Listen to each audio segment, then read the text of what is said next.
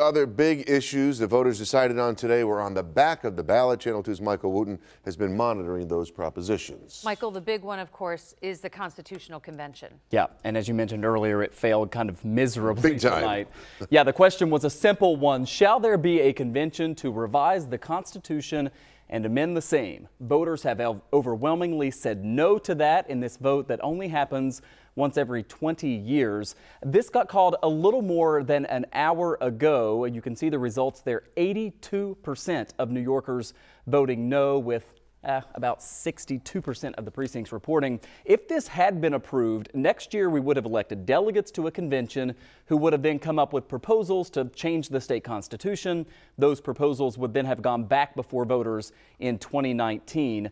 None of that's going to happen now. Supporters said this was the only way to make meaningful change to our state government, but unions really rallied in opposition. We saw all the yard signs, the TV ads. We found out today Governor Cuomo voted against this as well, even though he previously supported such a measure. That's because he wanted to amend the delegate selection process. That never happened, and so he voted no. The measure fails. Again, it will be back on your ballot if you're keeping track in the year 2037. Let's quickly talk about those other two measures also on the back of your ballot today. Voters have approved question number 2. This allows judges to strip corrupt elected officials of their pension benefits if they are convicted of a felony directly related to their job.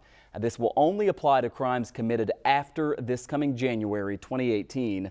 Considering all of the corruption we've seen in Albany, perhaps no surprise that big margin there, 71% of New Yorkers voting yes for this public pension forfeiture.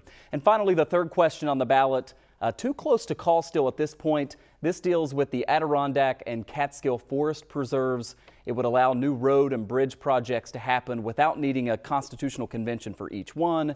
And in exchange, the state would have to buy hundreds of acres of land to offset that. Environmental groups were even in favor of this. Right now, you can see, again, a pretty even split there. Not a lot of talk about that measure in our region. Back to the Constitutional Convention, though, polls suggested this was going to fail, but the margin really significant there. This wasn't even close. We said again, guys, 82% voters clearly saying no to this. And it was interesting because labor unions spent about $3 million in ads against this, all those yard signs. But you also had other groups, the Conservative Party, Planned Parenthood, the gun rights groups, right. Exactly, all coming out. The groups were really against this, and voters went along with them. Yeah, no one's supporting it, though. No one's spending any money in support of it. Not nearly as much on the money side. You did have the State Bar Association, all the newspapers saying, hey, our government stinks. We need to do something about it. Right. But it wasn't enough, clearly.